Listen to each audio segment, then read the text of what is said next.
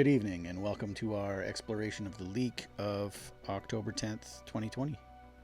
For this episode, I've decided to explore the predictions surrounding a COVID mutation of COVID-19 and/or co-infection with a secondary virus referred to as COVID-21.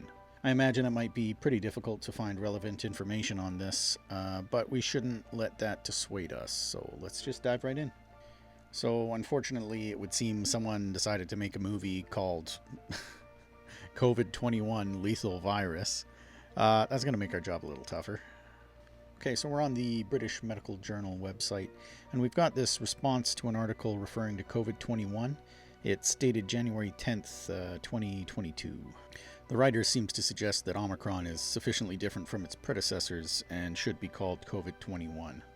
This article from The Atlantic, dated March 26, 2021, appears to relay a general sense of the COVID virus changing and that whatever it is should be referred to as COVID-21. The article seems to speculate quite a bit, and there isn't a lot of concrete evidence for us here to get into. Just out of curiosity, though, let's see what the dominant strain was at the time. This article from Yale Medicine states that Delta was the predominant variant during the majority of 2021, and that it led to an overwhelming increase in hospitalizations in some states. It also says that Omicron replaced Delta as the predominant strain, but in March of 2022, the CDC still listed Delta as a variant of concern in the US, even though it accounted for 0% of cases in the US at that time. This Forbes article, published August 24th, 2021, seems to explain why COVID-22 was trending on Twitter at the time. It explains that COVID-19 was named so because it was discovered in 2019, and that all future variants of that virus retain the same name, even though they are discovered in subsequent years.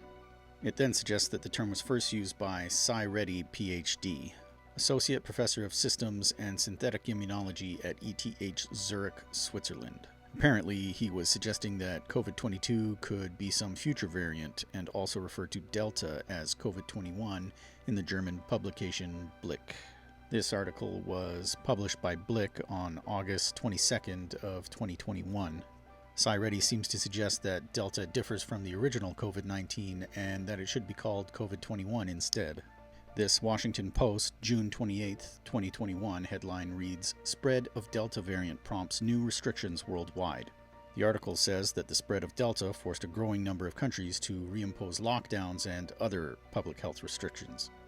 Okay, so I know I'm not supposed to cite Wikipedia for anything, but the articles it refers to are safe to use, and I find this paragraph from the article compelling.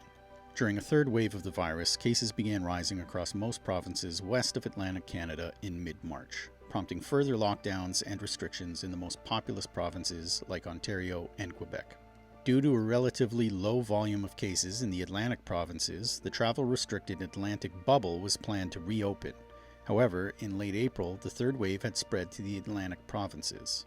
In response, Newfoundland and Labrador, Prince Edward Island, and Nova Scotia reinstated travel bans toward the rest of the country.